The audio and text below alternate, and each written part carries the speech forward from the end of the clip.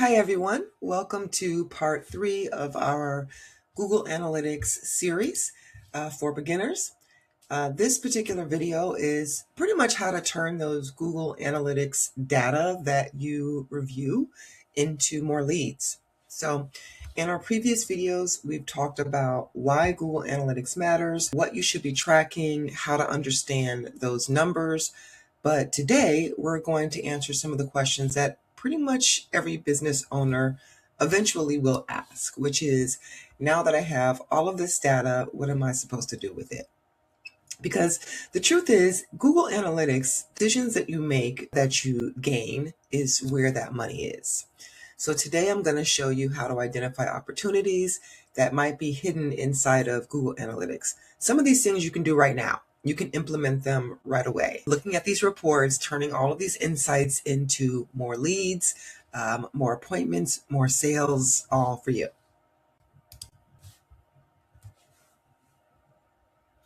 So let's look at a couple of scenarios. In the first scenario, let's say that you have high traffic, low leads, and that's going to equal conversions that are not happening. So you might have received about, let's see, 5,900 or so visitors, so over 5,000 visitors. At first glance, you're like, that sounds amazing. But then you realize that only a couple of people actually filled out contact forms. And of those people, those forms didn't really amount to anything. That's a problem. The issue is not the traffic in scenarios like that. The issue is more conversions. You want to think of this like a retail store. If 3,000 people are able to walk into the store, but only 2 people actually buy something, then you don't really need more foot traffic. You really need to more improve what's happening once people arrive to your store.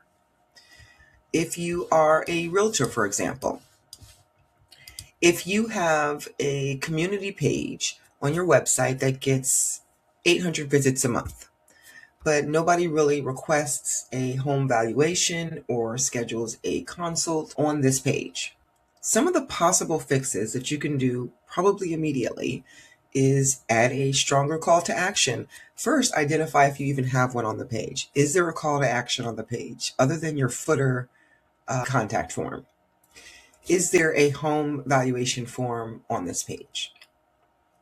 Are there testimonials from people that have bought or sold properties in this particular location with you and your company?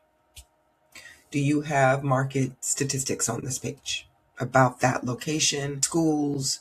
What is the lifestyle of people that live in that city? You want to always make contact information super easy to find. The goal is not more visitors, guys. The goal is turning visitors into leads. Here's another example. Let's say that you're an attorney and an estate planning page receives about 1,000 visits per month. Only one consultation request comes through. Some of the possible fixes would be add a free consultation offer to this page, add client success stories from people that have used this particular service with you, add some FAQs. This will help trigger some AI results.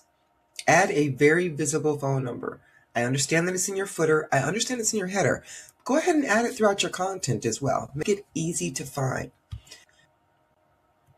The page is attracting interest. It's just not converting. Let's look at a couple of other scenarios. Let's say that you have low traffic and high conversions. That's going to equal some opportunities there. So you can flip the situation. Imagine that you only receive about 100 visitors to a page, but 15 of those visitors have become leads. That's incredible. That page is converting at about 15%. That's going to be that click-through rate and other conversions that you might be tracking. So the problem isn't the page in that scenario, it's that not as many people are seeing it. So, as another example, think if you are a tax preparer. A tax planning page gets, let's say, 75 visitors. 8 people request appointments. That's a pretty strong conversion rate. But instead of redesigning the page, focus on getting more traffic to it because it converts. Some of the possible actions would be improve the overall SEO. What kind of keywords do you have built into the page? Share it on your social media, that specific page. Share that specific page or URL on your social media platforms. Send that URL link attached to some type of visual aid in an email campaign. Add internal links to it. So connect other pages on your website to that page with content that you've built out on those pages. The page is already working. You just need to make it more visible. And that's going to equal more leads for you. If you are a HVAC company, you might have perhaps maybe a financing page. And this page may convert pretty well. Every visitor is pretty interested. Instead of creating new pages though, just promote that page more and do it aggressively. Create blogs and other content that points to that page. Here's another scenario. Let's say that you have a page that has high impressions, but a low click-through rate. This is going to be a title and metadata problem. So what the people are seeing that would encourage them to click is probably one of the biggest opportunities that you have hidden inside of Google Analytics. And you can also use Google Search Console, which we will be talking about in another series for this. So imagine that Google shows your page about 10,000 times a month, but only 100 people are clicking on it. That means that Google thinks that your page is relevant, but searchers are not choosing it. That is when you want to update that metadata that searchers can see. If you are an online boutique, Google might be showing your page for summer dresses for women, but the title of your page says summer collection. That title doesn't stand out. It doesn't speak to what Google is trying to serve your page for. So you want to change the title to something like 2026 Summer Dresses, lightweight styles for every occasion, something to that nature. Same page, just a more compelling title. More clicks, hopefully more conversions and purchases. Let's say you are a realtor. Google shows your page for homes for sale in Naples, Florida, but your title says Naples Homes. Add a better title. Homes for sale in Naples, Florida, updated listings and local market insights. More relevant, more likely to earn clicks. Ask yourself, when you are creating content, why do people like this content? Can I create more of it? If you see that there are blogs that are under this section, that page title and screen class, when you open this up, this is going to show you a full report of different pages on your website and how they are performing. Let's look at an example.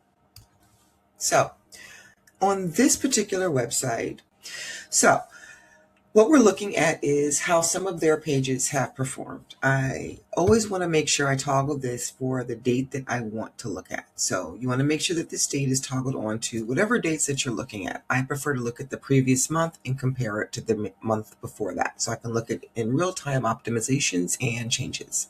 So you want to make sure the date is toggled on to whatever you'd like. And then you're able to kind of sort by multitude of different things. So you just simply tap on the arrow, and I don't want to tap because I don't want to move anything around, but you want to just tap on the arrow and it will sort either from the highest to the lowest or lowest to highest, greatest to lowest, so on and so forth. So once you're able to do that, you're able to sort, which pages performed the most as far as views, which ones had the most users, which ones had the most engagement time.